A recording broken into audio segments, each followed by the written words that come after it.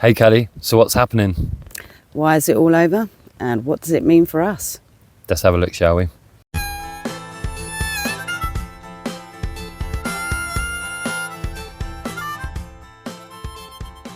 So let's start with this article, shall we? It says MP says council to clamp down on illegal Lake District wild camping.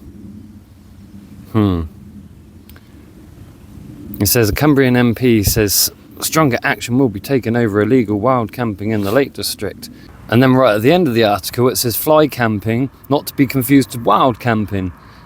Right? So apparently they've got the police involved, the councillors, chancellors, all this gumph.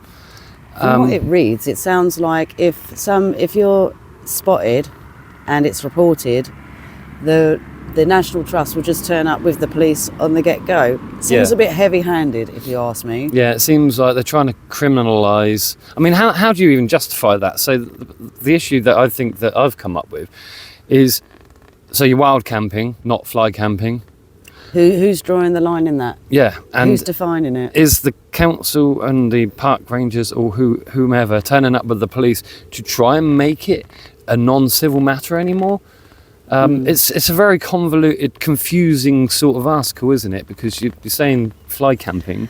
And also, I mean, okay, they're initially setting this off in the Lake District. I mean, the Lake District has always been quite heavy on the old wild camping like thing. Like Kendall, Lake Windermere and all that lot. But the thing that's troubling us is these sorts of things, they tend to start somewhere like that and then they will spread out. And because the National Trust are really involved in it, it wouldn't surprise me if this is suddenly pushed out across the board, particularly if there is an influx of wild camping.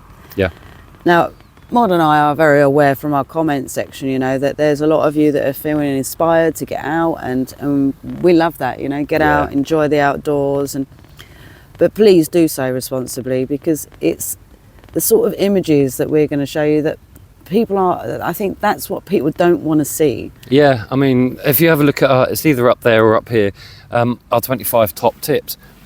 That's the reason we made that video, is because although it may come as common sense to some people, I think it's now the minority ruining it for the majority and not using such employment of tactics when trying to set up a camp. And I think somewhere in the article it goes on about fires and it's the difference between a wild camper and a fly camper. Yeah, I mean, Mod and I can tell you what the difference is. First of all, if you see a wild camper, their tent is generally blending in really well. Yeah, you're not going to have like all these sorts of tents. They tend to tuck themselves away where they ain't going to get spotted. They don't tend to draw attention to themselves with big massive fires. No. Many of you, more than one tent, gathering, having a party, being loud, lots of cans, lots of rubbish, eyesores of tents. That's fly camping. Now, you know, we really do want people to get out and stuff, but one thing that I think Mod and I are quite conscious of is in the comment section below, these people that are inspired. Yeah. And that's great. We do want to warn you though that there is a code, and this could be destroyed for the both of us. If this code keeps getting broken by people. And you as well. You know, this is something that people are literally giving us all a bad name. Yeah, you know, across the board. Any of you that are subscribed and are supporting us, support the way we live, adopt adopt the code. Yeah. I mean, the Scottish Outdoor Access Code, for instance, it specifically says 3 nights maximum. And they've done 4 there. 3 nights maximum. Lorries. It usually says 3 nights maximum, and to camp in small groups. And I think what they actually mean by small groups is 2 people in a tent or 3 people in a tent. Just keep it to that thing, and then within those 3 days, move on elsewhere. You know, have that as your sort of respite. Leave no trace. Don't have your fires. If you are going to have a fire for cooking or anything, small, off the ground if you can. Don't do it next to a tree. The worst ones are the trees, isn't it? Why do people do that? I don't get it. Are they trying to use the tree as a buffer to bring... Use your noggin. Yeah. A tree's made of wood. Whether it's wet wood standing or not, that tree, if it's got enough heat applied to it, it's going to go on. It's going to get its wood. Yep. I mean, especially pine. Have you ever seen a pine tree go up? And isn't it strange that the majority of trees that we see these fires that have been made are pine? Yeah. It's just, and in a pine woodland. Yeah. Think, you know, I mean, I guess for us it's a case of, you know, it's so disappointing. Yeah. When you see it, that it's. I mean, we're not tree huggers, but it is heartbreaking that one person or that one group of people could have wiped out an entire forest. So disrespectful just for a night of fun. Yeah. It is disrespectful. And the other thing that gets me is the rubbish thing. Now, Mod and I have carried rubbish with us for 3 days solid until we found a bin. Yep. And we will wear it up. I ain't got no shame in strapping it to the outside of my bag if I have to. You might look like a skank or a hobo, you know. But I'm wearing it like a badge of honour. Yeah, because always. if anybody sees me with my backpack on and they're like, oh, right, great, here's another wild camper. And then they see that all of my rubbish is attached to me, they're now going to go, all right, fair play. Yeah. Right, wouldn't you? You took it in with us, we take it out with us. And the other thing is, as though we try to avoid private land, and we would advise everybody do that, Yes. The way that we operate is we go under the mindset of, if I was a landowner and I came across these people, are they being respectful? Yeah. If I don't want people, if I had land and I had people creating big fires and leaving their rubbish everywhere, you too, right, I'm going to turn into a darwol. Yeah. I mean, if you look at our frequently asked questions video, there's a section in there about wild camping and private land registry. If you do remember that, or you'd like to go over, have a look. It's the simple things that you try to put in place to make sure that you're kept safe. The people that you know or you're telling about those camp spots also are kept safe. The local area is kept safe. Yeah. The wildlife is kept safe. And I mean, they said in this article somewhere, I think, that, you know, it's putting strain on the local communities and stuff like that. I don't believe that. I think that's a bit of a spin. Yeah, I think maybe their clean-up crew. Yeah, maybe the clean-up crew, because much like the Forest of Dean when we were over in there, I always find that it's not so much a strain from our point of view, being nomads. It's not so much a strain of us just being us and leaving no trace. I think it is the like you've said, the clean-up, the crap behind it, because people like us and you are going to these places and bringing in monies and tourism and telling other people about it and spreading that around.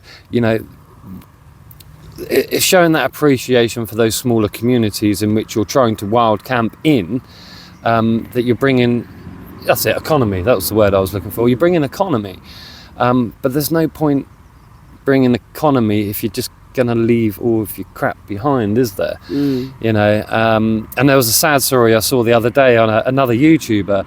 He lost, I don't think he was, but he put a post out and he said that he'd lost his tent. The wind just took it down the mountain.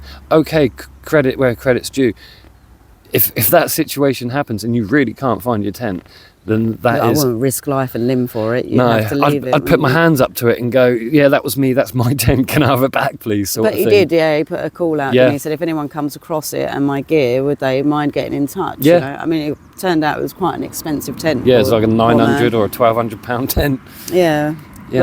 But people were very unkind in the comments to him. It was, some people are strange, but I guess for us, look, we're really enjoying this community that we're building with you guys, and it's nice to know that there's going to be more of us out here having fun and enjoying the wildlife, enjoying the experience. And we want us to be a movement of people that are trying to teach the younger generation the right way to do it. I mean, you may be of the younger generation. Great, show your mates the right way to do it. You know, I guess if the darwolls of this world are to win, they're going to win by people not using common sense, by people making a mess, by people creating fires that are out of control, by being noisy and belligerent, in ugly, colourful tents across the landscape. These are all things that we would never advocate, and we want to be the reason why Darwell can't shut it down. You can't. I don't mean just Darwell, because there's loads of people out there. There's plenty. There's plenty of councils in particular that are definitely trying to clamp down. So don't give them the reason. Let's show them that we can be a community of people that can operate by sticking to the code, being respectful, always being mindful that not all landowners are horrible people. No. I mean, we've met loads of landowners that are not even wealthy. They're just asset wealthy because they own the land. That's it. Yeah. And you think they haven't got the money to be pulling in people to clean up your stuff. They haven't got the resource. I mean, can you imagine how devastating it would be if the only asset you had was this patch of woodland, and one day some wild campers come in, destroyed it, burnt it down. Wild campers or fly campers. Again, they're trying to blur the lines now. And this is the problem, because you can't. Who's defining that? Yeah. I mean, they give you an inch, and you take a mile. You take 100 miles. It's like, where do you draw the line at taking the piss? Well, the thing is, as well, your welcome. It depends who's coming across you as well. I mean, does the councillor or the council worker, do they have the same definition of what a fly camper is compared to a wild camper as the landowner, as the police, as the... I mean, the police are now asking, in this article, I think, they're now asking, the councillors and the police are now asking landowners, can we come on your land, your private land, impunity, illegally, essentially, well, if they've got permission, to deal with illegal. A fly camper that you might not have known that was on your land, but we found that they're on your land. And they're asking for that immunity to just go, I'm going to go onto private land. Why they get what? I don't get it. Are they just going there to snoop around? It's hard to determine what's going on anymore, isn't it? You know, where are those lines being crossed, drawn, blurred? Yeah. Are we all being put into the same sort of... And I guess for us, we really don't want to be responsible for a small movement of people getting out there and making a disaster of it. Yeah. You know, I watched this YouTube channel, they really advocate for getting out. You know, well, we do advocate for you getting out and enjoying it. I think everybody should have a slice of this life. Responsibly, though. But yes, but responsibly. Respectively. Respectfully, yeah. Yeah. I guess that the rule of thumb is imagine if that was your back garden, how would you feel if someone just come was in it? Set fire to your tree in your garden, and it's just a common sense front. And we've had that as well from our 20 top tips video. People saying, oh, well, this is just common sense. If you don't know this, you shouldn't be outdoors. Well, I disagree. I think if you don't know this, it's fine to learn. Yeah. You know, I think that everyone should... I mean, not everyone are outdoors people, but some people want to become that, right? And if you can learn something from the 20 top tips, then that's great. We're not trying to teach people to suck eggs. We're just trying to give people some basics, really. Yeah. And your other one as well, on how to find the good camp spot that you've done on your own. That video, the how to find a good camp spot. That's another really good video. And I know you haters out there, you're coming in and going, it's common sense. You wouldn't believe the amount of people that don't incorporate that common sense, believe it or not. And it might just be a lack of awareness. Yeah. And it might be simple for you. But you think, I mean, we've had some subscribers, you know, they're in their 70s and they're getting their gear together to go out. They might not have that common sense or that know-how that we're trying to help out with, and it's just trying to give simple pointers to make life a little bit easier when you're out in the outdoors. And I kind of understand where these people are coming from when they're like, oh, you know, that's just common sense sort of thing. I get it, because we feel like that when people are telling us how to live the way we live and telling us how to change things and what to do differently. I mean, you'll probably see some reflection of that in our responses, because after 10 years, if we don't know what we're doing, there's something seriously wrong with us. But again, we're like, well, what we're doing is common sense, you know. So I get the frustration with that, but by all means, if you know it and it's common sense for you, it's not a bother, right? No. But just don't watch. But it is more about, I suppose, right now, Mod and I are in a position where we're starting to rethink things in a different way. Now, we're always going to live this way. Oh, yes. But we're trying to think or rethink over perhaps different circuits that we've gone around over the years. Or trying to be less brazen to what we usually are, I guess. Is it a case of that we have to hide away now and not present ourselves as the log hoppers, the Nomads through fear of being told on. This is the problem, isn't it, really? Because let's just say this national park clampdown, where they're getting really heavy with just turning up with police on the get-go. I mean, because the rule of thumb at the moment is if the national park come across you and they're asking you to leave, or a council worker is asking you to leave, the police should only ever really get involved if there's some kind of refusal. Yes. Right? Like from a civil matter to a criminal matter. Yeah, because then now they've got a reason to get the police involved. And to turn up with police from the get-go, for me, that is a really heavy-handed way of dealing with something.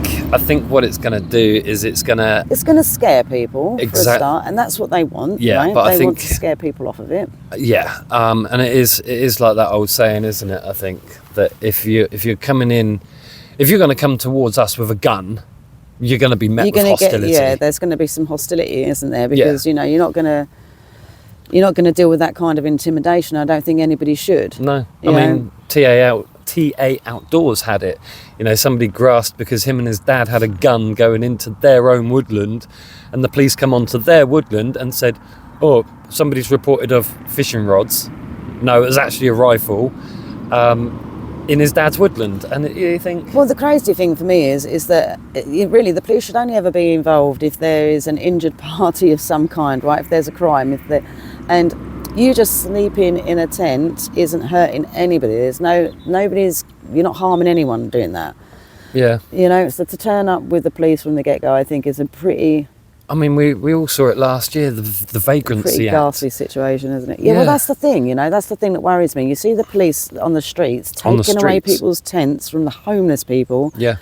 I mean, you can see that that's going to start happening in the countryside now. Because, I mean, if homeless people were to go and live in the woods and then go onto their street for their side hustle in the day, then fair enough.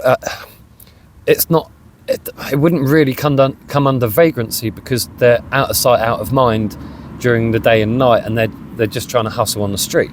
But how long is it before that legislation then starts coming out into the woodlands? They already said in this article, antisocial behaviour. How is sleeping in a tent antisocial behaviour? Unless, of course, like I say, you're breaking the code. Yeah.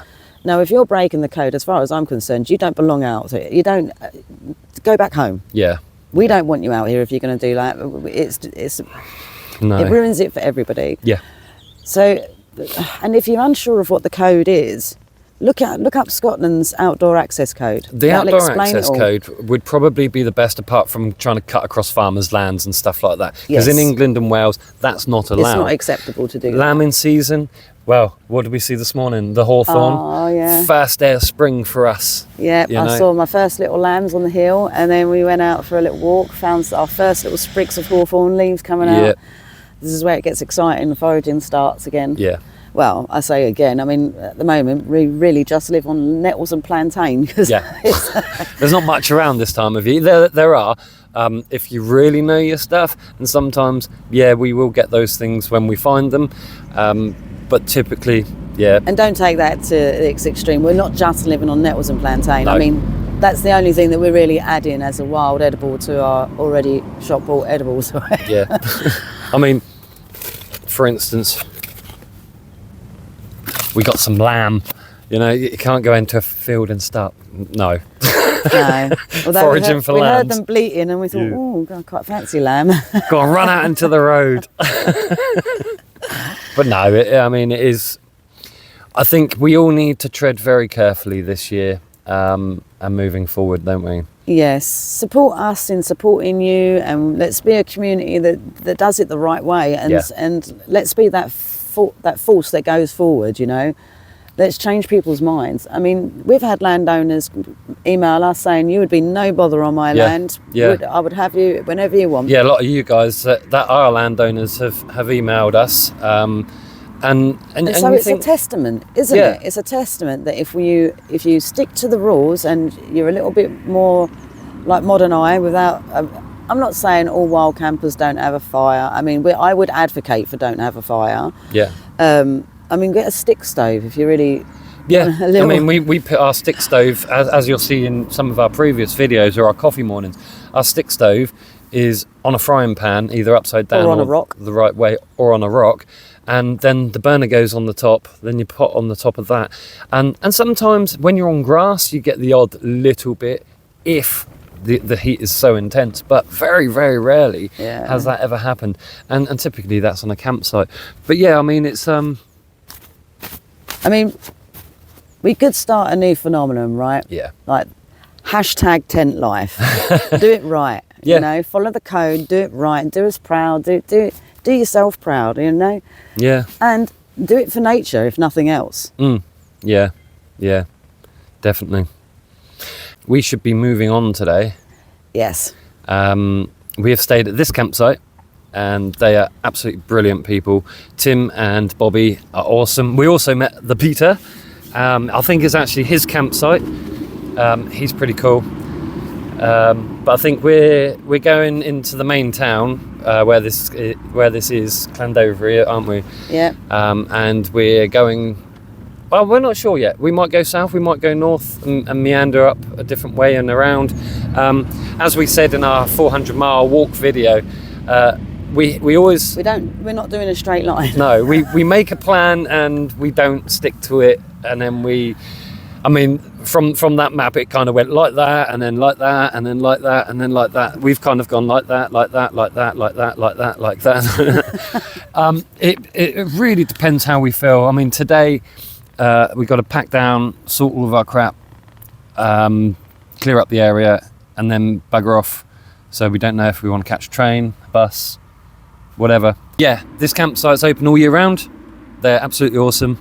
Can't pronounce the name. No, Really? Erlon. Erlon. Sorry, you Welsh people. We're us English folk can't get it.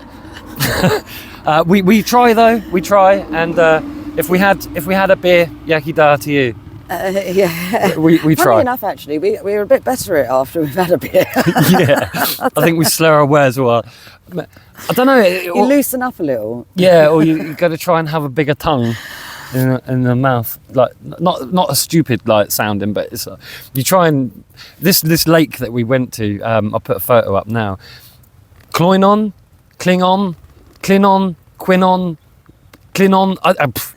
The amount of times with bus drivers when we've spoken to them, Cloynon Village, We get corrected Clinon Village, Quinon. every time. Yeah. Every time, doesn't matter how you say it. And one bus driver will say it's pronounced like this, and then you repeat back to them, yeah, that's it, you got it. The next bus driver, you say it exactly like that, and I go, what? Well, you mean this place? And I'm like, yeah.